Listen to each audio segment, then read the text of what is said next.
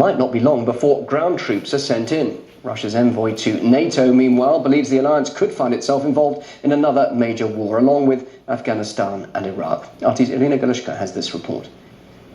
The head of Russia's chief of staff, General Nikolai Makarov, did say that, in his opinion, the operation conducted by the coalition forces in Libya is failing, and that most likely they will have to resort to use of ground troops in Libya. And if that happens, that will be a direct violation of the UN Security Council resolution, which does not permit that sort of involvement in Libya. General Makarov's sentiments were echoed by the opinion of Russia's envoy to NATO, Dmitry Rogozin, who did say that by what he's hearing and observing in Brussels, it does look like NATO officials are also thinking in terms of the ground operation as the most likely result of the ongoing situation in Libya.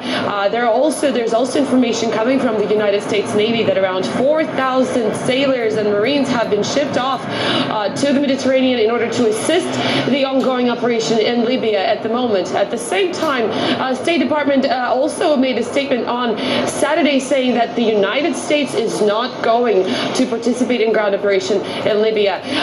Dmitry Rogozin, Russia's envoy to NATO, is saying that the operation nevertheless will take place on the ground, and that is because the coalition and NATO are caving in under the pressure from the United States. And if that actually will have a result on the situation in Libya, if forces will be on the ground, that will in Rogozin's opinion, that will put the United States into a third losing war. That's alongside Iraq and Afghanistan.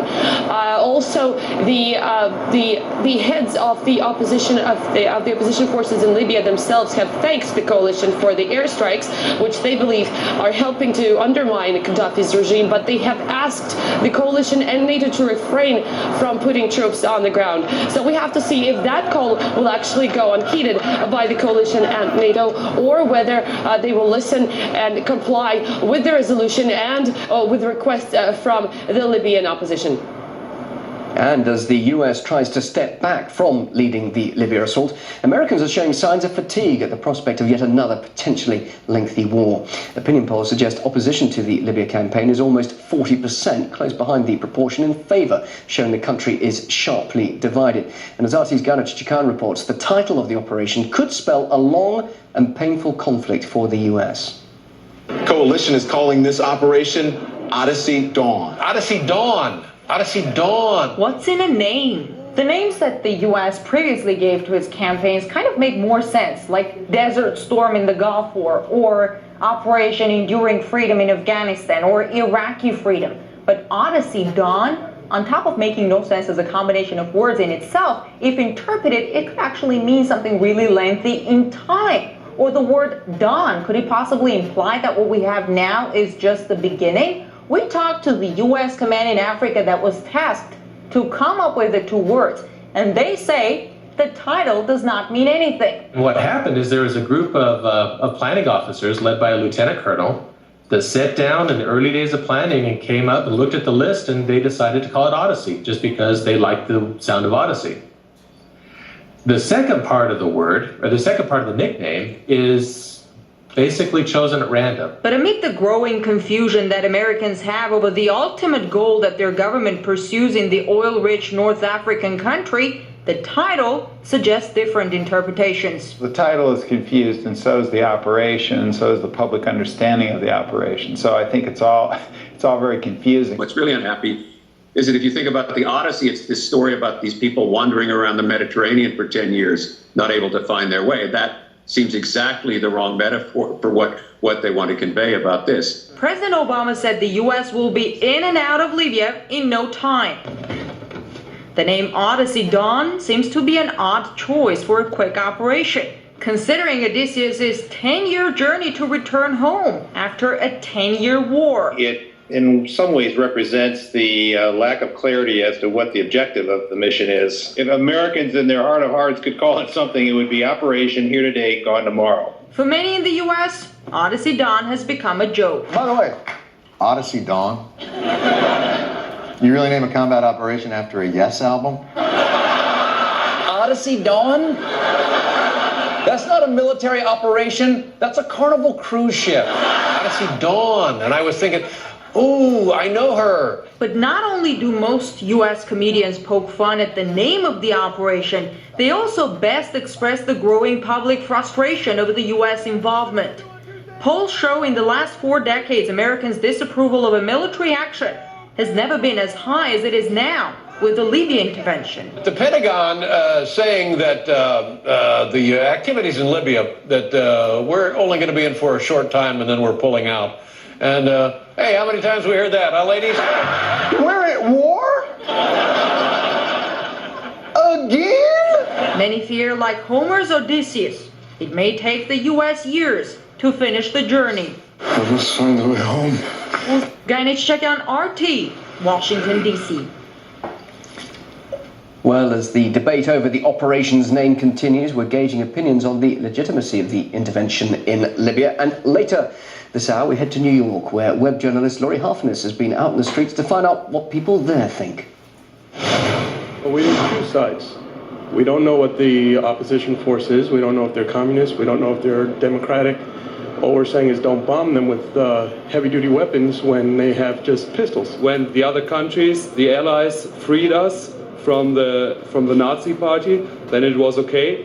But the modern wars, so to say, are always paired with economic reasons, and then I don't think it's okay.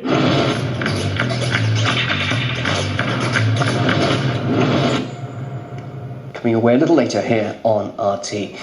Hundreds of thousands of people from across the UK gathered in London to voice their anger over the government's proposed massive slashes to public spending. The protest against the £80 billion austerity cuts has become Britain's largest in years. RT's Laura Emmett reports now from the heart of the rally. What started off as a peaceful demonstration here in London on Saturday has turned into this. Hundreds of hardcore demonstrators gathered here on Piccadilly with the police using the controversial cordoning off technique that's become known as kettling. These demonstrators moved down this street earlier, smashing everything in their path. They smashed up the windows of expensive shops, banks, cash machines, all sorts of buildings with their windows smashed and paint all over their facades. They're now hanging on here into the evening. These are just a few, around about 500 we estimate, of the 500,000 demonstrators who took to the streets of London today, but nevertheless, possibly it may be seen that these are the ones that will make the most impact, the ones that broke away from the main protest and the ones that caused quite a significant amount of damage in the city of London. Obviously, a whole new dimension has been added to this protest in recent days with the military intervention that Britain is now performing in Libya. It's estimated that $4.5 million a day is being spent on bombing Libya, and the people here are angry about that. They're angry that the government says it's got no money, and yet at the same time it enters into another expensive foreign war. Now, earlier I spoke to John Rees of the Stop the War Coalition, and he told me why he thought it was important to come down and protest on Saturday. If we were to stop the wars in Afghanistan and the attack on Libya, we would have a very, very large proportion of the British government's deficit dealt with at a single blow. We were told that in the very first night of the attack on Libya, over 100 cruise missiles were fired. Those cruise missiles are $100 million worth of resources blown up with every single weapon. Now, that doesn't take a large amount of imagination for people here to calculate how many places at universities that would mean, how many libraries that would mean, how many hospitals that would mean. So I think it's very, very graphically brought home to people here what the financial cost of this is. As I say, a largely peaceful demonstration here in London on Saturday, but it may be these people here, the people who are causing the damage, the people who have caused the police to get dressed up in their riot gear, who are throwing paint, they're throwing flares, they're throwing dustbins even, anything they can lay their hands on they're throwing at police. It may be these people here who have the most impact and who make the most overriding and lasting impression on the government and, of course, on the fact of how this protest has proceeded on Saturday. Laura Emmett reporting there from London. To Japan now, where the government has criticised the operator of the radiation-leaking Fukushima nuclear plant for its efforts to control the crisis. It comes amid reports, a researcher's warnings 2 years earlier of the danger a tsunami posed to the plant were ignored. It's been over 2 weeks now since the devastating earthquake and tsunami which caused the accident at the facility. The official death toll from the disaster stands at over 10,000, with many more missing or homeless.